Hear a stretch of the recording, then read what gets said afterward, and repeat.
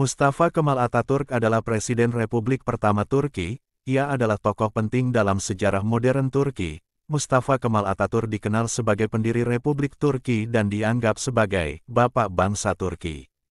Atatürk lahir pada tahun 1881 di Salonika, sekarang Tesaloniki, Yunani, yang pada masa itu merupakan bagian dari Kekaisaran Ottoman. Sejak kecil, ia tertarik pada militer dan politik, sehingga ia bergabung dengan Akademi Militer dan mencapai pangkat tinggi dalam militer Ottoman. Ketika sudah lama bergabung dengan Akademi Militer, ia berhasil memimpin militer dengan berani dan bijaksana. Sebagai pemimpin militer, Atatürk tidak hanya membuktikan keberanian dan kemampuannya dalam strategi, tetapi juga kepemimpinan yang kuat untuk membangkitkan semangat rakyat. Ia juga berperan dalam Perang Dunia I, Pertempuran Gallipoli.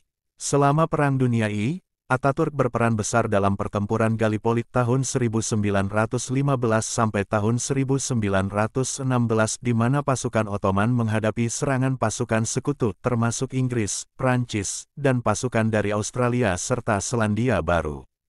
Pertempuran ini bertujuan merebut Dardanelles, jalur laut penting yang menghubungkan Laut Aegea dan Laut Marmara.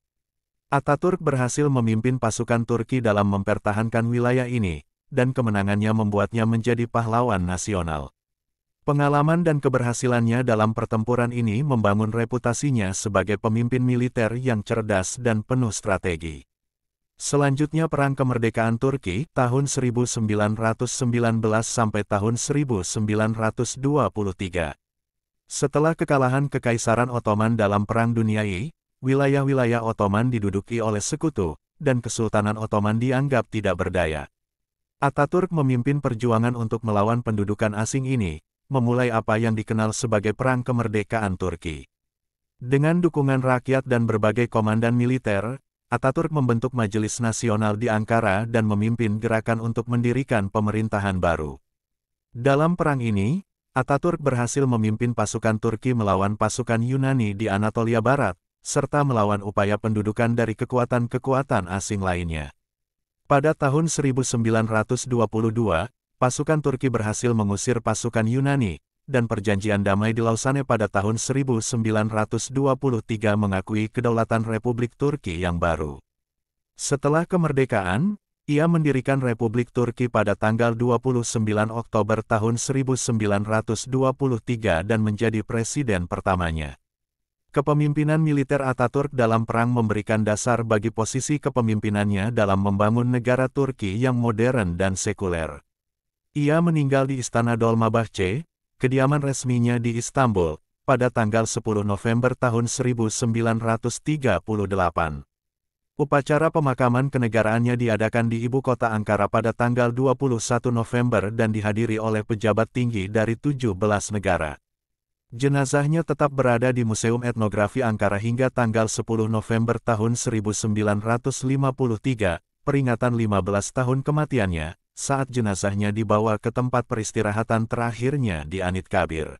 Kematiannya disebabkan oleh penyakit sirosis hati. Kondisi ini terjadi ketika hati mengalami kerusakan jaringan parah dan mengalami penggantian jaringan normalnya dengan jaringan parut. Atatürk diketahui telah menderita sakit hati yang disebabkan oleh konsumsi alkohol yang berlebihan.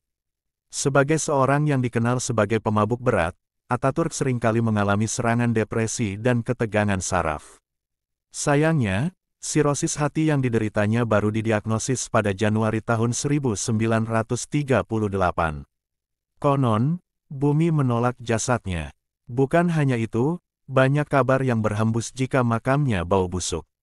Mojok berkunjung ke makam Bapak Turki modern, Mustafa Kemal Atatürk yang beberapa waktu silam membuat heboh dengan penolakan pemberian nama jalan di Jakarta menggunakan namanya.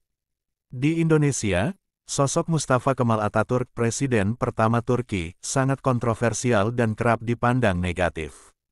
Saat nama Kemal Atatürk akan menjadi nama jalan di Jakarta, sebagai balasan nama Soekarno yang digunakan untuk nama jalan di Ankara, banyak pihak menolaknya, termasuk Majelis Ulama Indonesia. Rumor atau cerita tentang bau bangkai atau hal-hal negatif di sekitar makam Atatürk, umumnya berasal dari gosip atau legenda urban yang tersebar dari berbagai sumber, termasuk pihak-pihak yang mungkin tidak sepakat dengan pandangan sekuler atau reformasi yang dibawa Ataturk. Ataturk sendiri dikenal sebagai tokoh yang memisahkan agama dari negara dan memperkenalkan sekularisme, yang tidak disukai oleh beberapa kelompok konservatif. Maka, rumor-rumor tersebut sering kali dianggap sebagai upaya untuk menyudutkan atau mendiskreditkan figur Ataturk dan pengaruh sekulernya. Tidak ada bukti atau catatan resmi yang mengonfirmasi keberadaan fenomena bau bangkai di sekitar makam Ataturk. Cerita tersebut lebih tepat dianggap sebagai mitos atau pandangan yang dipicu oleh perbedaan ideologi dan persepsi politik di Turki.